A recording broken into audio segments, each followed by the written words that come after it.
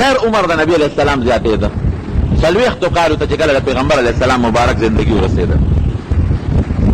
او غار حرا ته پیغمبر علیہ السلام عبادت ته روان او یو ډېر لوی غټ غر دی جبل نور ورته وایي. دغه جبل نور په سر کې دا غار دی او یو عجیبه بناوټ دی د دې غار. زه پخپله ورختلی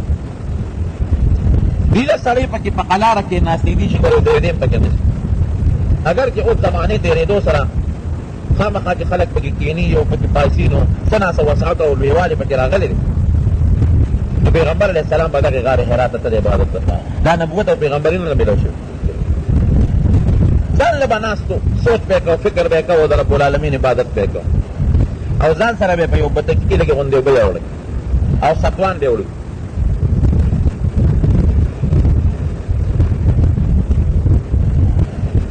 ستوانه اوبه بره به یې ځان سره وخېجول. د یوې هستې د 5 ورځو د 3 ورځو د 10 ورځو خوراک او راشن به یې ځان سره یوړ او هلته کې به ناستو په هغه غار کې او د رب العالمین عبادت به یې کوه. دې غار کې یو څو حکمتونه یو خو د خلکو نه لرې عبادت هغه خوند کوي چې څوک نه ورته ځان له رب العالمین عبادت ځکه خو د شپې د عبادت فضیلت ډېر زیات په کتابونو کې راغلی. دویم دا چې غار اوچته مو څوک رسېدی هم ورته نه شي. اوس هم چې سړی ورته خېږي ګنټه پرې لګي ما غوندې سړی خو په 2 ګنټې کې هم نه شي ختلی ځکه زه په لومبي حد کې چې تللی وم نو زه ورته ختلی بیا نه یم ختلی. حاجي صاحب را سره ملګری شورا محمد حاجي صاحب نو صاحب هغه مې په 2 درېیمه تیږه باندې کېناستم نو ورو ورو به ختم ځکه ډېر ګران کار دی ختل. اوس خو پکې لاسونه هسه پوړی جوړې شوي دي مخکې پکې دا پوړی نه وي. نو یو خو پکې دا صفت دی چې اوچت دی خلک ورته رسېدي نه چې ځان نه ځای او بل صفت پکې دا دی چې بیت الله شریف ته نه ښکاري. اوس نه ښکاري بیت الله ځکه چې اوس ګیر چاپېره آبادي ده. منارې د بیت الله شریف اوس هم ښکاري. ما پخپله د بیت الله شریف منارې وکتل حاجي صاحب تمام معراج وګورئ د بیت الله شریف منارې ښکاري خو چونکې اوس په آبادي ده ما که دا آبادي نه وه نو بیت الله به ته مخامخ ښکارېده نو بیت الله شریف هم د هغې غار نه ښکارېده. ځان له به ناستو د رب العالمین عبادت به او چې کله به ورځې زیاتې واړولې نو حضرت خدیجې رضی الله عنها به ستوان را واغېشتل او اوبه به یې واغېشتې او ورپسې به لاړه د غار هغه سر ته به یې ورپسې ورسولو. قسم دې ګورې چې زه به راوختم نو ما دعاګانې چې کولې زمونږ به څه دعا او بیا صحابیات خو ډېر لوی خلک د لوی شانې دي. ما یې راشه په خپل وس کړې نو ما حضرت خدیجې رضی الله عنها ته باختیاره د خولې نه ډېرې دعاګانې وختل او ملګرو ته مې وویل مې ډېرې دعاګانې د مسلمانانو د مور ته کول پکار دی چې څومره ډېر لوی محنت کړی دی. د نن زمانې ښځې به داسې محنت چالو کړي قسم دې که د شپې وی تهجد د پاسم لوټه راته ډکه که کوبم درته کېږي اوبه دې نه رالي د کوي نه کوې لوټه راته راډکه الله خپله راډکه ماشوم خو نه لاس دې مات خو نه دی راواډکه او بیا د غار ته بره په غر ختل او ستوان او ځان سره اوبه وړل روغ سړی پرې نه شي ختېدی یا زنانه نو دوی به ځان سره اوبه واغېښتې او صاحب ستوان به یې واغېښتل او پیغمبر علیه السلام له به یې د غر هغې سر ته رسول. بیا به نبی علیه السلام را کوچو بیا به یې ځان سره توخه یوړ 40 کاله یا یو ورځ د پاسه 40 کاله چې پوره شو نو حضرت جبریل علیه السلام راغی سره د 2 فرشتو نو د اول د پیغمبر علیه السلام شق صدر سینه مبارکه ولو سیرت د دواړو جهانو مبارک سردار فرمایي چې دې له اول راوسته نو یو غیبي سړی او تلې راوړله تلې یې ودروله زه یو چابلي کې ودرولم او بل سړی یې بل چابلي کې ودراو چې دا دواړه کسان تلو وایي زه پرې دروند شوم. بیا 2 سړي یو خوا کړل زه بل خوا بیا پرې زه دروند شوم. بیا 3 سړي یو خوا کړل زه بل خوا بیا پرې زه دروند شوم. خیر ورو رسېدل 10 یو خوا شو زه بل خوا شوم بیا هم پرې زه دروند وم. بیا 60 کسه یو خوا کړل زه بل خوا بیا هم زه دروند وم. بیا 13 یو خوا زه بیا 100 کسه د تل یو چاپلي کې واچول او زه بل خوا دا غیبي کسان به الله را پیدا کړل او زه بل خوا زه بیا هم دروند شوم. وی جبریل علیه السلام ملګرو ته چې په قلار کښېنئ که د دې ټولې دنیا دا مخلوق په یو چاپلي کې واچوئ او دا هلک دې بل کې واچوئ دې به پرې درنېږي. دې پیغمبر علیه السلام ته خپله مرتبه ښوله. بیا نبي علیه السلام سم له سینه مبارک یې ولوشلولې او د پیغمبر علیه السلام نه زړه مبارک راوویست او د زمزم په اوبو یې ونیست او بیا هغه صفا کړه او بیا یو کاسه و نبي علیه السلام فرمایي د علم او د ایمان او د حکمت نه ډکه وه هغه زما په دې رګونو کې ور واړوله تر دې مرۍ مرۍ پورې مې رګونه ډک او زما په دې زړه د پاسه یو مهر ولګو وی هغه داسې یخ مهر و چې ډېر وخته پورې ما د هغې هغه یخوالي په دې خپله سینه کې محسوسه بیا راته وی چې ودرېږه نو وی اقرأ ولوله وی ما ورته چې ما انا بقارئ زه خو لوستل نه شم کوم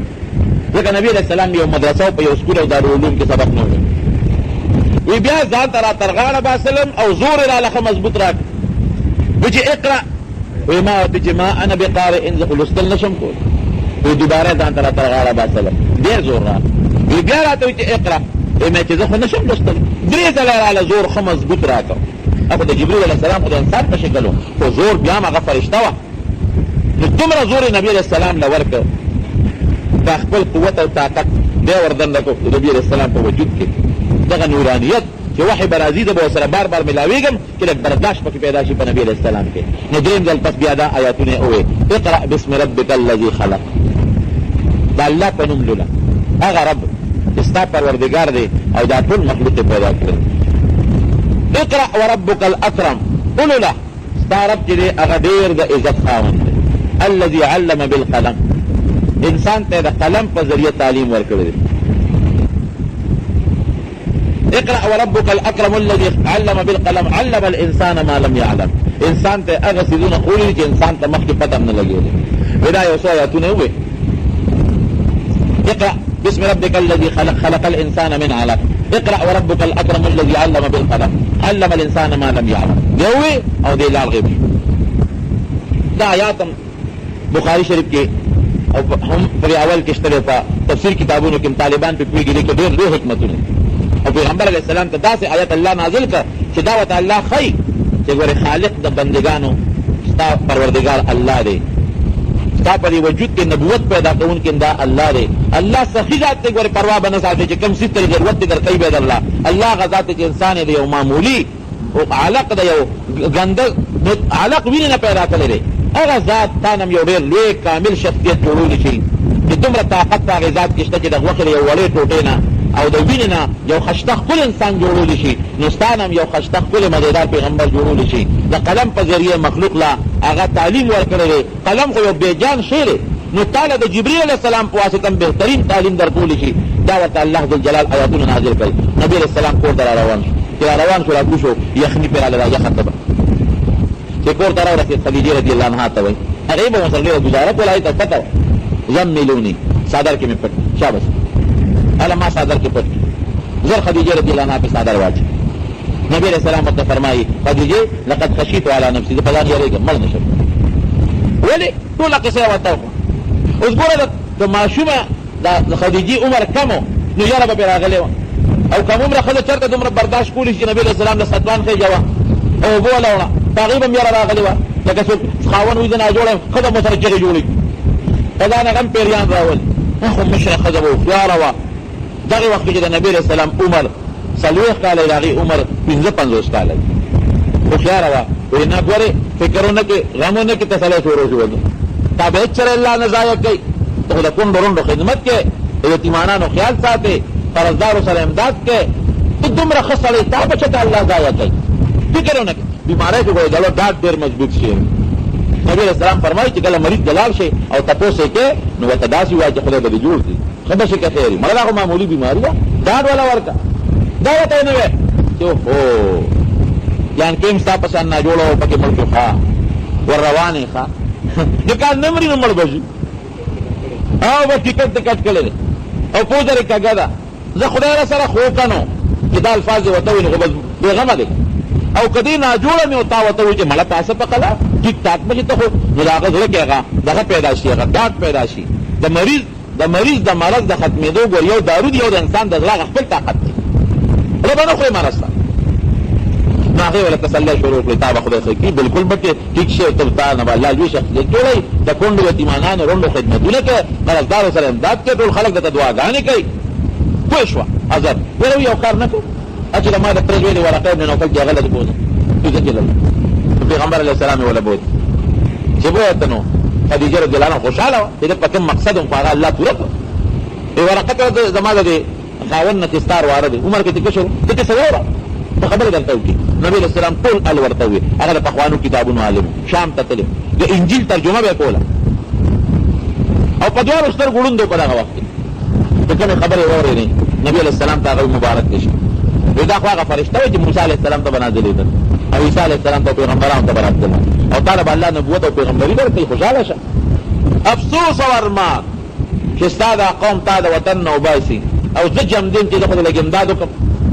نو پیغمبر علیه السلام چې دا خبره واورېده او مخرجي دا خلک ما به وباسي ځکه دا خو هم د لوی طاقت د قوم خاوند و. او بلکل یو ورځ به راځي دا غوندې خبرې چې نورو پیغمبرانو کړي دي نو هغوی له سخت تکلیفونه ملو شوي یو ورځ به راځي افسوس چې د جمدې موضوع د امداد وکړم نو څه خبره. خو دغه وخت کې را نبي علیه السلام ته دا حکم نه شو چې خلکو د ایمان دعوت ورکړي. د ایمان د دعوت حکم لا نه، د نبوت شروع شوه خو د ایمان د دعوت حکم لا نه دی شوی. ورقه ته ویلو چې په ما ایمان راوړه دا حکم لا نه دی شوی. یو څو ورځې پس ورقه ابن نوفل وفات شو. نو بیا وروسته خدیجې رضي الله عنها پیغمبر علیه السلام نه تپوس کړی وایي د الله رسوله چې دا ورقه څه حال دی؟ هغه خو ستا د نبوت متعلق دا ویلي چې تا د الله پیغمبر او دا ارمان هم کړی چې که تا قوم وباسي او زه جمدین زه به ستا امداد وکړم. خو دا و چې ستا د پیغمبرۍ د دعوت وخت هغه پاتې نه شو مخکې ته مړ شو. نبي علیه السلام ورته فرمایي وایي خدیجې نور په الله خبر دی ورقه ابن نوفل ما په سپینه جامه کې لیدلی په خوب کې او چې څوک یو انسان په سپینه جامه کې په خوب کې وویني دا د هغه د جنتیت نښه ده. انشاءالله چې رب العالمین به جنت ورکړي. 3 کاله وحی بالکل بنده و 3 کاله مکمل بنده و. دې لپاره بنده و چې پیغمبر علیه السلام په دې کې لغونډې کړي. ژر ژر وحی اوس راځي نو دا وحی بار زغمل ډېر ګران کار دی. دومره به د نبي علیه السلام شوق دی وحی ته راغی که نه بیا به شوق چې بیا هغه وحی راځي دته هغې خوند و چې غر ته به وخته او کوشش به یې راکړو چې ځان قرار غړو نو غیبي اواز به ته چې مه کوه داسې کوې نو بیا به سم شو. 3 کاله پس بیا د غار حرا نه را روان وایي چې را روان یم وایي دې کې مې یو مضبوط جړق واورېد چې سر مې اوچت کړ جړق سره نو اکه فرشته مې ولیدله چې کومه غار حرا کې راغلې وه په کرسۍ باندې ناسته وه په کرسۍ او وزر یې ویښه شته او د اسمان دا غاړه مکمل ډکه کړې وه. وی چې مې وکتل نو بیا را باندې یاره راغله چې دا خو بیا راغی نو بیا به زورونه راکړي ته به برابر داسې جلبه کې پورته زر راغی په ځان یې څادر واچو څادر یې واچو جبریل علیه السلام یې دروازې له راورسېد یا ایها المدثر قم اے څادر اغوستونکي پاسه وربک فکبر د رب خپل لویي بیان کا وثیابک فطهر جامې دې پاکې وساته والرجز فهجر او دا چې څومره ګنده بوتان وغیره دي د دې د عبادت نه ګورې تا مخکې ځان ساتلی اوس هم ځان وساته. بس نبي علیه السلام پاسې پانځر خلق ویروه د الله د عذاب بس دې سره دعوت شروع شو. دعوت شروع شو. خدیجې رضي الله عنها ته پیغمبر علیه السلام وفرمایل چې ما ته خو الله ده وویل دا هم د الله د عذاب نه یم بس زه دې منم چې زه د رب العالمین رسول یم. لومړي ایمان په ښځو کې خدیجې رضي الله عنها راوړه هغه ورته په تمه ناسته وه. په بالغانو سړو کې حضرت ابوبکر صدیق رضي الله عنه په ځوانانو کې حضرت علي رضي الله عنه راوړه د تره زوی د ابوطالب سره زوی. نو جناب زید بن حارثه رضي الله عنه په غلامانو کې لومړي ایمان درلود. قرآن حکیم کې د یو صحابي نوم نشته سوا د زید بن حارثه نه فلما قضى زید منها وطرا زوجناکه بغیر د زید بن حارثه نه قرآن کې د بل صحابي نوم نشته او په ښه طریقه الله نوم ذکر کړی دی. د کافرو نومونه قرآن حکیم کې شته خو هغه الله تعالی د شر او په قهر سره ذکر کړی دي. دی الله په قهر او په شر نه ذکر کړی. او په وینځو کې ام ایمن رضی الله تعالی عنها هغه ایمان راوړ. دا یو څو کسان مسلمانان شو. نبی کریم صلی الله علیه وسلم په پټه طریقه باندې خفیه خفیه به یو ملګري ته الوی یو کس رب العالمین مسلمانو پټه طریقې سره هغې نه پس قرآن حکیم کې بل حکم نازل شو واصدع بما تؤمر واعرض عن المشرکین. اوس دا اعلان کولاو اعلان وکړه خلکو پټ تبلیغ نه کولاو اوس قصه ګرانه شو که نه کولاو تبلیغ خو آسان کار نه ډېر ګران کار و. د مکې د مشرکانو په مخکې چې ته هغوی ته ده ووایې چې دا ستاسو خدای نه دی دا تیږه دا بوت دی نه خیر درته رسولی شي او نه شر رسولی شي دا ډېر ګران کار دی. که مونږ ورته بوتان وایو مونږ ورته کاڼي وایو او په حقیقت کې بوتان دي او باطل دي خو هغې خو ورته خدایان وایي که نه. د هر چا مذهب هغه ته خوږ دی د چا د مذهب مخالفت ته هغوی ته کولی نه شي. اوس شاه به کولاو اعلان وکړه. نبی کریم صلی الله علیه وسلم راغی د صفا په غونډۍ باندې ودرېد او خلکو ته یې چغې کړې اواز یې یا صباحه ای خلکه شاه به ډېر خطرناک حالت پیښ دی ډېر خطرناک دشمن در باندې را روان دی الې راشئ. او عربو کې به دا رواج و چې چا به اعلان کوو د خطرې اعلان به نو څادر به یې کوز که سر نه به یې داسې تاوه دا به د هغې نښه وه داسې به یې تاوه. نو چې خلکو دې څادر ته وکتل نو بس پوه به شو چې دا خو دشمن را روان دی حمله کوي او یا بل څه غم دی ټولو خلکو به رامنډه کړې. نو پیغمبر علیه السلام هم د مکې مکرمې په کوڅو کې دغسې ګرځېده او څادر یې تاوه، اواز به یې کو چې خلکه وله راشئ، ډېر خطرناک اعلان درته کوم او خطرناک خبر دی، زر راځئ. ټول خلک په یو منډه منډه رالل تر دې حده پورې چې په مکه مکرمه کې اړو څوک پاتې نه شو، په نارینهو کې ټول رالل نبی علیه السلام پسې. او چې کوم به بیمار و معذور رنځور به راتلی به نه شو، نو د ځان په ځای به زوی ته به وي، غلام ته به وي، هله ځان ورسوه. ګورې ځکه د نبي علیه السلام خو دې خلکو ډېر لوی قدر کو، امین به یې ورته وي، امین امانتګر، صادق به یې ورته وي، رښتونی. دا ګورې د پیغمبر علیه السلام داسې یو شخصیت و د نبوت نه مخکې به دې صفت موصوف و، خلکو به ډېر خیال ساته، ډېر عزت به یې کو، ډېر احترام به یې کو. مکه مکرمه کې دا بیت الله شریف چې دی، دا بیت الله روان شوی و، چت پې نو چت چې پې نو روان شو، بیا یو وخت یو سیلاب راغی، هغې سیلاب سره دیوالونه مو شلېدل او بیا یو زنانه اور بل کړی و، نو هغې نه بیت الله طرف ته یو سکروټ کلاړه، نو په هغې غلاف باندې اور ولګېد، هغې سره هغه دیوالونه نور هم وچاودل، لیکن چا ګوتې نه شو وروړی بیت الله له. بعضې خلک یارېدل که مونږ ګوتې یوسو وله هسې نه څه مصیبت راته پېښ نه شي. او دننه ورکې خزانې پرتې وې بیت الله کې. نو قریش راغون شو، هغې وایي چې دا بیت الله جوړول غواړي. یو خو دا دی چت پې نشته، باران ټول دننه پکې ځي، بل دیوالونه یې شلېدلي دي، بل ور به ټول دیوالونه یې را پرېوځي. او بل دی کې خلکو چې به صدقې راوړي، لکه اوس هم دا بعضې خلک زیارتونه میارتونه صدقې وړي، دا خیراتونه او دا قصې پسې او دا زیارتونه نه موړې، ښه صدقې او خیراتونه. دلته خپل خیرات کوي، چې کوم مړي پسې بخې ورپسې بخې، هر چا پسې کړي. تور چیلې په مخه کړی او کاکا صاحب له وړم، تور چیلې سیل ته د ښځو وشي که نه، سیل ته نو څوک تور چیلې په مخه کې او څوک زیړ چیلې په مخه کې، او ځای به ځان سره لس پېنځلس ماشومان هم بس کې کېنئ، خولې پې بیږي او کاکا صاحب له پیر بابا له امین جوړې دلته به یو خلق قبضه کړي او بیا تش تور را روان. دا قصې پسې مه کوئ. یو نظر منښت د الله په نوم به کوئ، منښت چې د الله نه ما سوا د بل چا په نوم وشي، دا ګورې کفر دی، شرک دی، ګناه ده. او خیرات که کوئ د هر چا په نوم، هر نیک انسان، بزرګ، پلار، مور، نو د الله په نوم صدقه وکړئ او ثواب یې هغې ته وبخئ، رب العالمین تورنګزور هم ثواب رسولی شي. دا نظرونه به خلکو کول او د نظر هغه پیسې میسې به یې راوړلې او بیت الله کې دننه یو پیو په هغې کې به یې ښودلې. نو د هغې نه بعضې خلکو غلاګانې هم شروع کړې. ابو لهب چې د نبي علیه السلام کوم دا تره دی او د پیغمبر علیه السلام سخت مخالف دی او د نبي علیه السلام ته خیري کړي دي او بیا ورته نبي علیه الله خیري کړي دي. نو په بیت الله کې د سرو زرو اوسۍ وه چا جوړه کړې. اوس هم بعضې خلک د سیمټو نه دا کمترې ممترې او دا بتې متې جوړوي، د سرو زرو نه چې اوسۍ جوړه کړې وه او هغې یې راوړې بیت الله کې وقف کړې وه، هغه ته ده پټه کړې وه، څومره لوی شتړی دی، لیکن هغې نه هغه ابو لهب هغه اوسۍ ته د سرو زرو پټه کړې وه. نو که ته وایې چې بیت الله نه غلا څنګه کوي، نو ولې اوس د جوماتونو نه خلک غلاګانې نه کوي، راشي په جومات پکې کوز کړي، داسې د هندوستان نه ورپسې هندو نه را ځي او نه د امریکې نه ورپسې بوش را ځي،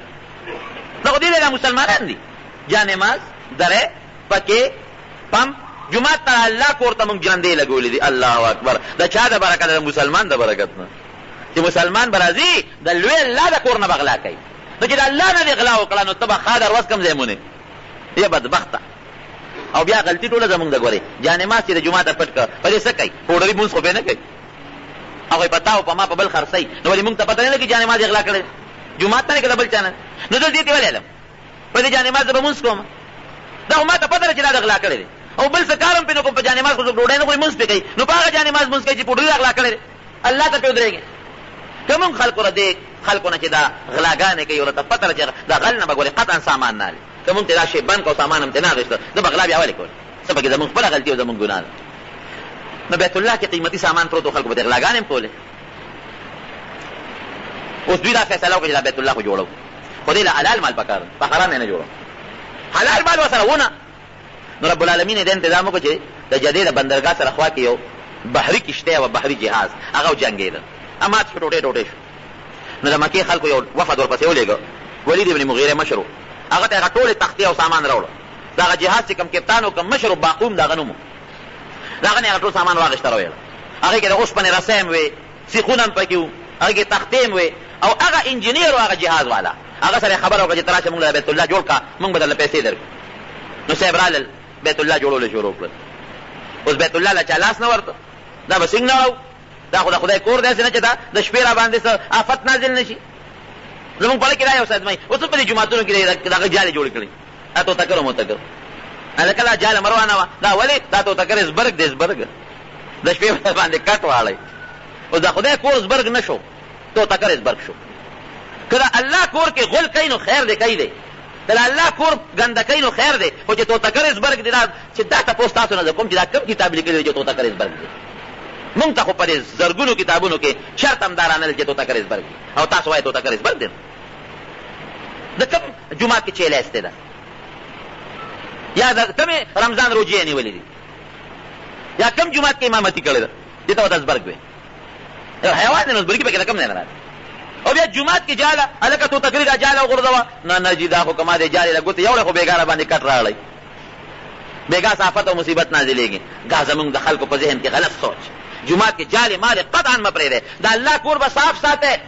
دا خو لا جومات دی. نبی علیہ السلام فرمایي که چا په خپل کور کې ځان له د مانځه ځای جوړ کړه، په خپل کور کې تخته پوش دې کېښود یا دونکاچه دې جوړه کړه او مونځ پکې اب هم پاک او صاف ساتئ او خوشبویه به ساتئ. یو کور هغه جومات کې به هم خوشبویه ساتئ، جومات به پاک ساتئ، خوشبویه به ساتئ. د مرغو جالې مالې ختموه د جومات نه.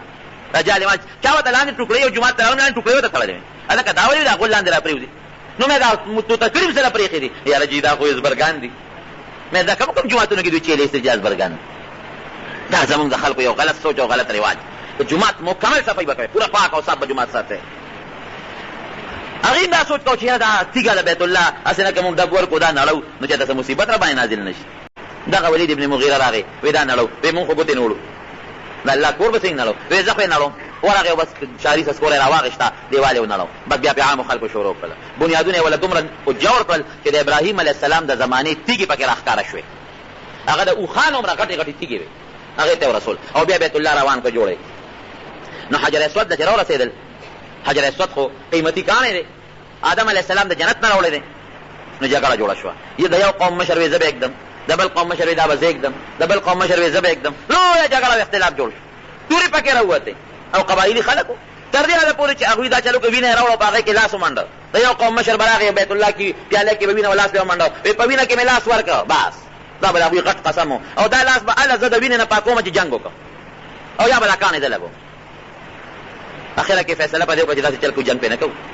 سهار وختي چې څوک جومات ته په لومبي ځل راغی به د هغې اختیار دی. د هر قوم مشر چې لومبي جومات ته راغی څوکیداران یې مقرر کړل، اتفاقا جومات ته په لومبي د ټولو نه مخکې نبي کریم صلی الله علیه وسلم راغی چې راغی هغې اواز کو جاء الامین جاء الصادق الامین، هغه رښتونی راغی، هغه امین امانتګر راورسېد. چې څنګه نبي علیه السلام راغی ټول قوم مشران راغلل، وایي ستا اختیار دی چا ته چې وایي هغه به اوچتوي او که په خپله اوچته ستا اختیار دی. دومره هوښیار دی پیغمبر علیه السلام مبارک. هغه یو څادر راوړی، څادر یې راوړه او خور یې کړه او حجر اسود یې راواغېست په خپله په څادر کې کېښود او د ټولو قومونو مشرانو ته ویې راشه څادر ګوټونه ونیسه اوچت یې کړي، د ټولو به کیسه راشي. بس د قوم مشر حیران شو، دی لږ ته ګوره هوښیارتوب ته ګوره، د هر چا قسم هم په ځای شو. ولې چې سبا څوک دو نه وایي ما قسم کړی ما اوچت نه کړه، ټولو پلونه ونیول او څادر یې اوچت کړه، کاڼی پکې اوچت کړه چې اوچت یې کړه نبي علیه السلام مبارک راواغېست او په هغه ځای کې ولګوه. نو هغوی به ورته صادق به وي، امین امانتګر به ورته وي. نو چې پیغمبر علیه السلام چغې ووهلې، خلکو ته اوازونه یې وکړل چې راشه د صفا غونډۍ ته وختو، دا خلک چې څومره د مکې مکرمې وو ټول راغلل ورته کېناستل، کېنئ قومه وایي، خپلوان یې هم پکې وپردي وو چې ټول قوم کېناست، د ټول د مکې خلک. نبي علیه السلام مبارک ورته وایي قوم یې ورته پوسټ نه کړه. که زه تاسو ته ووایم چې د دې صفا د غونډۍ نه هغه غاړه یو لښکر را روان دی او په تاسو باندې حمله کوي، زما خبره به ومنئ؟ اگر چې تاسو ته ښکاري لښکر کوم او بل دا دی چې تاسو یو مضبوط قوم یا لښکر در باندې راتللی نه شي. خو که بالفرض زه درته دا ووایم چې د دې غونډۍ نه هغې غاړه یو لوی لښکر را روان دی او په تاسو حمله کوي، زما خبره به ومنئ؟ هغې وایي او بالکل منو. نو وایي څنګه لښکر خو نشته، زما خبره څنګه منئ؟ وایي قد جربنا، که مونږ په تا ډېرې لویې تجربې کړې تا په زندګۍ کې چېرته دروغ نه دي ویلي، ټول ژوند کې نبي علیه السلام چېرته هم دروغ نه دي ویلي، تا دروغ نه دي ویلي چېرته په زندګۍ کې په ژوند کې. نو که تا دا خبره وکړه مونږ ستا خبره بالکل منو. وایي ښه نو زه درته یو خبره کوم، د الله دا لوی عذاب نه تاسو یېرو، یو الله ومنئ او دا چې تاسو کوم مسجدونو ته سجدې لګیا دي توبه وباسئ، دا شرک دی، په دې الله خفه کېږي. یو رب العالمین ومنئ او په هغې ایمان راوړئ. وګورئ که مو راونړئ ایمان په الله نو الله ذوالجلال سره ډېر لوی او خطرناک عذاب دی. ګورئ د هغې نه ځان وساتئ. اواز کوي ای شفیع دی ترور د نبي علیه السلام، زه ګورې تا د الله د عذاب نه نشم بچ کولی. دنیا کې که ما نه مال غواړې وغواړه، د الله د عذاب نه نشم بچ کولی. ای فاطمې زما لورې د الله د عذاب نه نشم بچ کولی. ګورې که څه مال غواړې وغواړه بچ کولی دی نشم. ای عباس زما ترې ما نه څه مال دولت غواړې نو چې څه مې وسې در به کړم، خو د الله د عذاب نه نشم بچ کولی. د الله د عذاب نه په خپله ګورې ځان بچ کوي. خو چې دا اعلان نبي علیه السلام څنګه وکړو، په ټولو کې لومبی بدبخت ابولهب را پاسېد او کاڼی را واخېست او په نبي علیه السلام یې غذار او خیره یې مو کړه تبا لکه لهذا دعوتنا. تا دې له موږ راغوښتي یو خیرې وکړې نبي علیه السلام ته او چې هغې غزار وکړل اول چې خپل قومي سړی در باندې غزار وکړي د نورو خلکو بیا یې رقم دی پردي سړی په چا نه شي کولی چې د خپل او د خپل قوم انسان در باندې غزار وکړي نو بیا نور خلک هم ډاډه شي خلک وارث ابو لهب دراس نبی کریم صلی الله علیه وسلم د دغې نه پس ښکاره تبلیغ شروع حضرت عثمان رضی الله عنه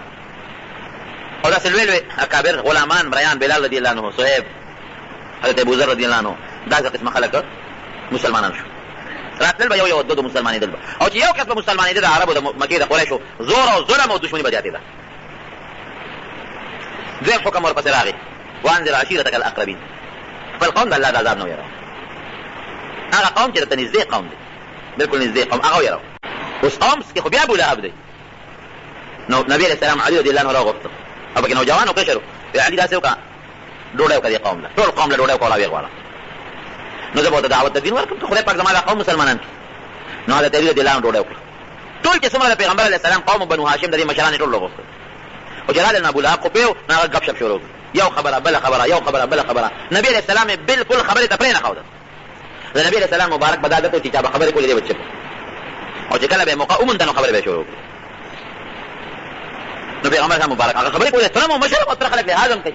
چپ ناست خبرې لګیا دي ډوډۍ مو خوړی شو د خبرې لګیا دي او چې کله ډوډۍ خلاصه کړه وایي ځای چې ځو خلک پاسېدل هغه پوه چې نبي علیه السلام بس خبره کوي بس نبي صاحب مبارک دغسې پاتې شو بل د بیا علي صاحب ته چې علي کاکاجي د لاسه خو زمونږ کار خراب شو دی خو به راغواړو بیا که نه راغواړو خو بیا دې خفه کېږي بیا ډوډۍ وکړه بیا دا ټول قوم راغونډ دوه سره خبره کوم بیا ډوډۍ وکړه ټول قوم بیا راغونډ چې راغونډې که بیا ابولهب هم هغه قصه شروع کړه یو خبره کوه اوس په میانځ کې به خبره نبي صاحب خو کوي نه دا ترې دی مشر دی او هلک بیا دې خبرې کوي ډوډۍ هم خوري او خبرې هم کوي ډوډۍ مو خوړی شوه چې ډوډۍ سین خلاصه کړه وایي ځای چې ځو بیا نبي علیه السلام خبرې ته پرېنښوه په درېیم ځل بیا علي صاحب ته بیا ډوډۍ وکړه کاکاجي د لاسه خو زمونږ کار بیا خراب شو چې بیا ډوډۍ وکړه بیا دې کېناست خبرې شروع کړه لږ غوندې چتم لږ یو پټې چپ شو نو فورا پیغمبر علیه السلام قوم ته وایي قومه کاکاجي خو مې خبرې کولې چپ شو زما یو دوه ټکي ووایه قوم مې ډېره ښه ده ویې ګورئ زه الله رسول یم او الله پیغمبر را لېږلی تاسو له دا دعوت در کوم چې الله یو دی په ذات کې په کارونو کې په صفتونو کې د الله مثل او برابر نشته د الله شریک نشته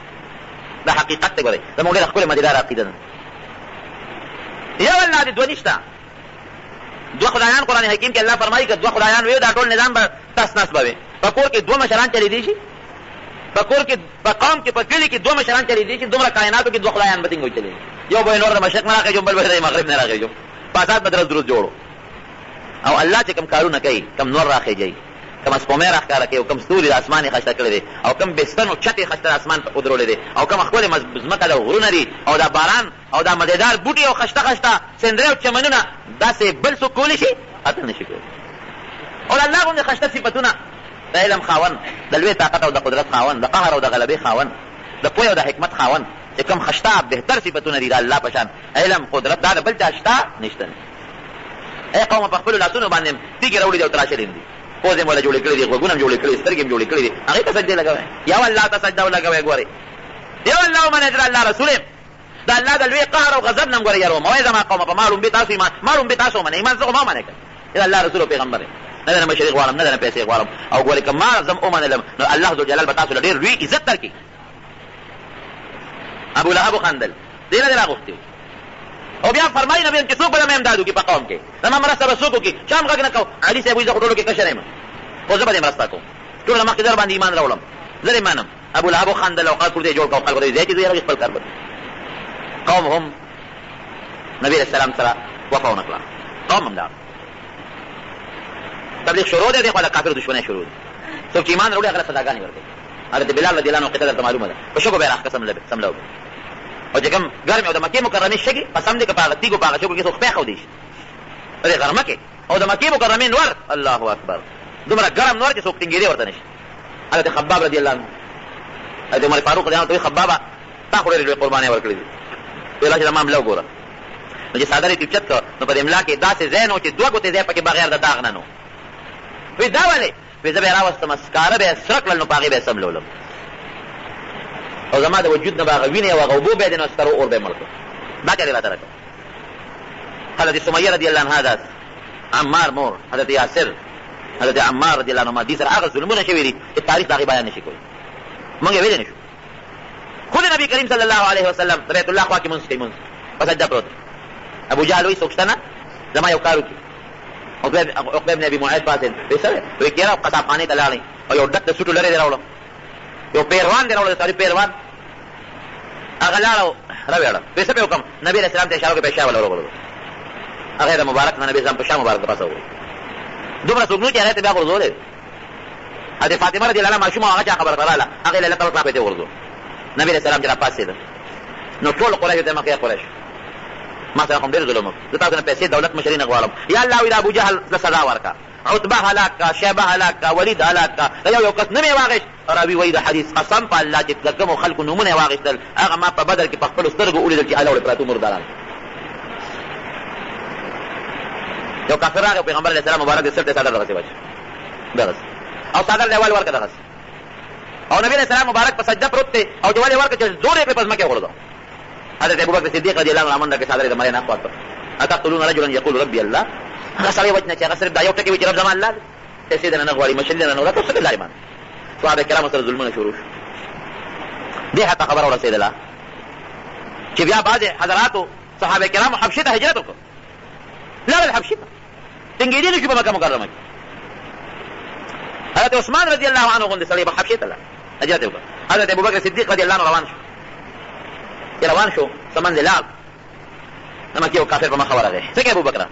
وی قوم ستا زما نه پرېږدي وی بیا وی چې ته بل وطن ته ځم نه یاره وایي ستا غوندې سړی راځه زه دله امن در کوم چېرته هم ته بار نشې تللی راوستل چې راوست د قوم سرداران یې راغونډ کړل وی ابوبکر غوندې خو ډېر نیک سړی دی ښه سړی دی ټیک شو د هغه دین جدا دی زمونږ جدا دی دی ولې د وطن نه بار ځي دا ډېر عزتمن انسان دی او ډېر نیک انسان دی دی به بار نه ځي ما به امن ورکړه ته به څوک هم غږ نه کوې لوی ملک د قوم مشر قوم ورته وایي چې داسې کار دی چې ته ولې امن ورکړه خو په یو شرط دوی که دا خپل منځ کوي او تلاوت کوي نو په کور کې دننه دی کوي بار به نه کوي ځکه دې بار روځي او تلاوت کوي او دې جاړي زمونږ ماشومان هم ورته راغونډ شي زمونږ ښځې هم ورته راغونډې شي موږ یېرېږو چې زمونږ بچې زمونږ ښځې که د مسلمانانې نه شي دې به کور کې دننه خپل منځ کوي هغه کافر چې دی نو ابوبکر صدیق رضی الله عنه باندې شرط ولګوي چې ما امن کله درکړه څوک به غږ هم درته نه کوي په خپل کور کې منځ کوي ښه یو څو ورځې کور کې منځ چې څو ورځې تېرې شوې نو د دروازې مخې ته ځان یو چبوتره جوړه کړې وه بیا راووته او په هغه چبوتره یې منځ به کوو او جړل به ډېر به جړل د مکې دا ښځې به راځي ورته به ولاړې وې ماشومان به ورته ولاړ وو کافر غونډ شو هغه ملک صاحب له ورغلل ورته ویې تا خو ابوبکر له امان ورکړی موږ په امان کړی خو دا خو موږ پې شرط لګولو چې دې به کور عبادت کوي هغه خو بیا هغه خپل شرط ختم کړی د دروازې مخې ته لګیا دی خپل عبادت کوي او موږ یېرېږو چې زموږ ښځې زموږ بچي پې چېرته ایمان راونړي یا خو یې پوه کړه چې عبادت دې کور کوي او یا ته خپل امان واپس کړه موږ اوس پېښ او دې پېښ هغه راته ابوبکر صدیق رضی الله عنه ته ویل دا خو تا عجیبه زیاتې وو تا ته ما نه وویلې یا خو د عبادت کور کوه او یا د ما ته خپل امان واپس کړه ته پرېږه او قوم دې پرېږه حضرت ابوبکر صدیق رضی الله عنه ما درته خپل امان واپس کړه ما له د الله او د رسول امان کافي دی زه پېښ خپل عبادت مې پېښ اصل ویل وی خلک د کافرانو نه په تنګ وو په تکلیفونو کې نبي علیه السلام په تکلیف کې وو ورو په طریقه رب العالمین دا ایمان خور کړ ورو په حلال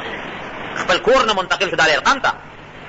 پټ په دار ارقم کې به نبي علیه السلام ناست و ملګري به یې ګرځېدل یو کس به یې رانیوه هغه به یې راوسته قرآن به یې ورته اورو الله ته به منظور و مسلمان به شو که به نه وفاتې به شو حضرت عمر فاروق رضی الله عنه قصه درته نه معلوم اوتې د نبي علیه السلام مرګ پسې کافرانو میټینګ وکړه میټینګ اوتې د نبي علیه السلام په مرګ پسې او لاره کې ورته چا پیغور ورکوي څه کوې عمره یاره وایي دا نبي علیه السلام خل زموږ د پلار بوتانو پسې کنځلې کوي بدې وایي نه یې پرېږدم سر ته قلم کوم او قوم ته یې وایي کښېنئ اوس به تاسو له د پیغمبر نوم یې واخېست هغه سر دلته راوړم وایي ښه وایي عمره مه کوه د ډېر لوی قوم خاوند دښمني په سر ماله وایي چپ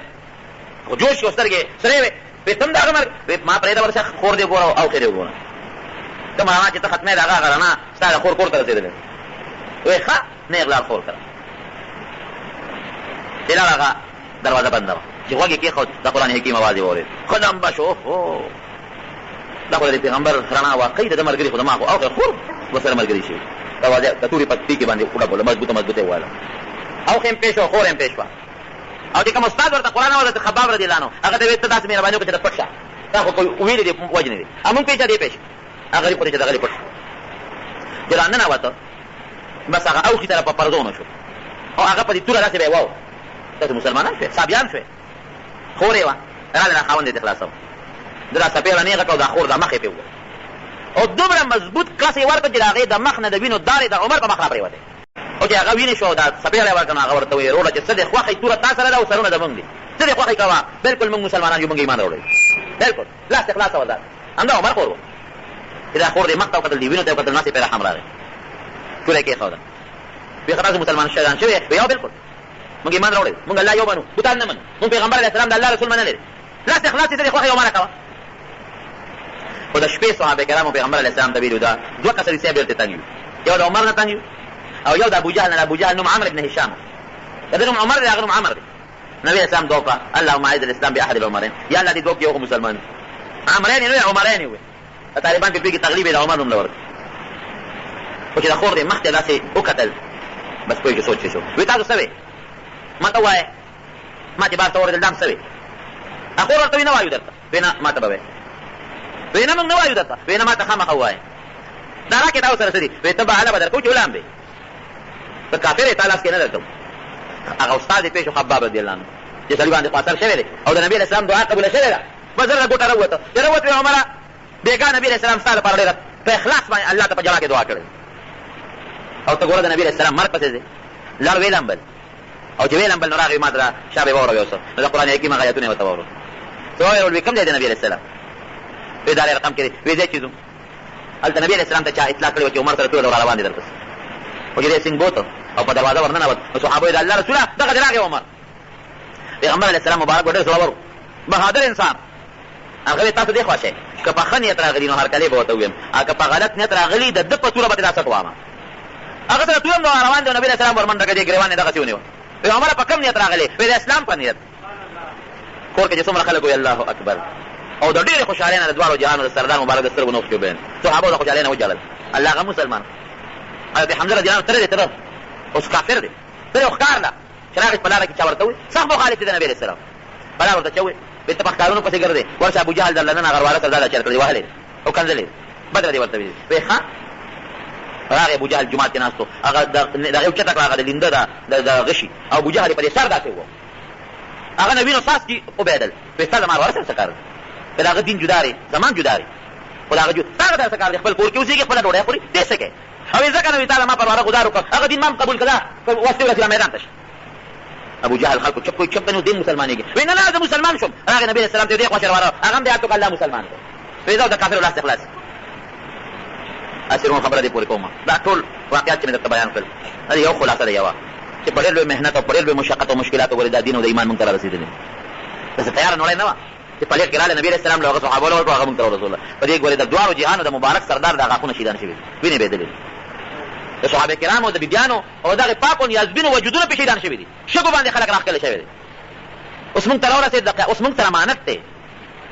دا دین مونږ سره امانت دی، دا ایمان مونږ سره امانت دی، دا قرآن مونږ سره الله امانت دی. ځکه الله امانت در کوم تا نه به تاسو کوم دا خیانت پکې وکړه به تاسو بیا ګورم دا ما امانت کې تا خیانت کړی دا رنګ دا دین د الله امانت دی مونږ سره ته مونږ نه خیانت پکې راغلی لکه ټکی پکې رااله د قیامت په لوی ورځ رب العالمین ګورې زمونږ ته تاسو کوي دا چې واقعیت نه دي تاسو واقعیا بیان کوم ته ویل راخو واقعي نبی رسول الله سره ډیر زیات شو یا ډیر واقعیات قصه بیان کړه نه دي کې برته دا صحابه کرامو نه مونږ الله ته ډیر نږدې نه یو د نبی رسول الله نه مونږ یزبین نه یو د ابوبکر او د عمر نه مونږ الله ته ډیر خوښ نه یو هغه څومره قرباني کړې مونږ بس کوو هغه څومره مهنت کوي مونږ څوکل اسی دا لږ سوچو کې د شپې چې د شي په دې ما په خبرو لږ سوچو کې دا تاسو د الله امانت ته کله کې لږم خیانت درنه راغی قیامت ول الله ته پوښتې قبر دی ورپسې حشر دی تیاری دی د دنیا ژوندۍ په تیری ژوند د دنیا چاته سره ګارانټي ده که مثلا یو 1000 کال ژوند یو 2000 کال ژوند وي یا ګارانټي در سره چې ما یو 10 کال ژوند پاتې نو بیا پته نه لګي ما خامو د شپې پته نه لګي شپې ته رسیدو کنه رسیدو ما خام ته رسیدو کنه رسیدو نرونو دا ټول خبره ځان تر مخکې د نبی رسول الله د ژوندۍ د نقشه اصحاب کرامو د ژوندۍ د نقشه ان تر مخکې کسان ویخ کې ویخ